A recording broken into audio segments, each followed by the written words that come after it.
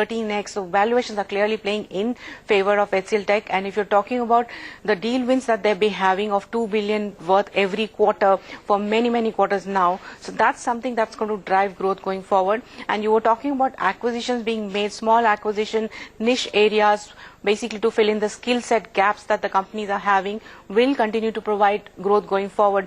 Remember, the HCL Tech had acquired Exxon, which basically helped them in improving their infrastructure management services vertical performance some years back.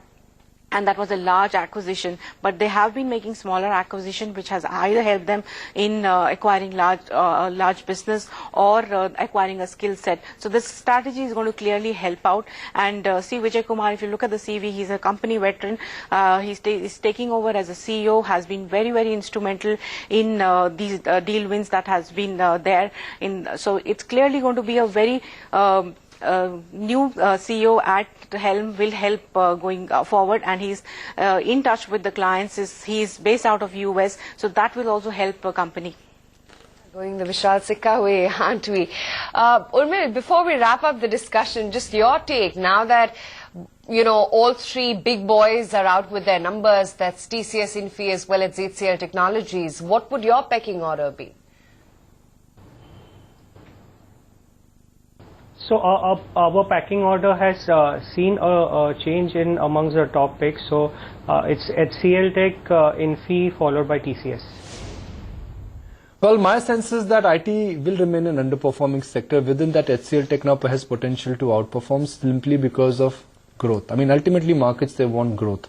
You may have higher operating profit margins like a TCS and a Infosys, but if growth is not there, markets will not like it. HCL Tech may not have the highest EBITDA margins, their margins may have not expanded in between quarters, but if they are confident of growing in early double digit, when rest of the IT companies are struggling even with a 10% kind of growth, that really is a vote of confidence. The challenge may be that when IT sector per se is underperforming, will HCL Tech be a nifty outperformer? That I don't know. But all I'm saying is that based on these numbers now, Sunita, HCL Tech now is certainly going to be a outperformer within the IT basket. And Sunita, again and again we've discussed that ultimately markets, they want growth. So Infosys is not giving me growth. Wipro never gave me growth. And TCS, they may have superior margins, but if the growth is contracting, I don't want to buy that business.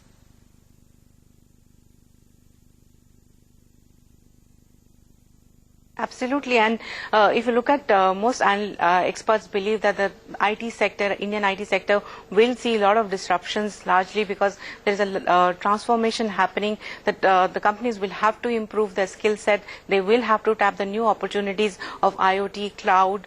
These are the things that are going to drive growth going forward. There will be larger automation that will play out roles. So the industry is going through a change, and we'll have to see how the companies are able to adapt to these changes, how fast they can change the service offering they're giving out.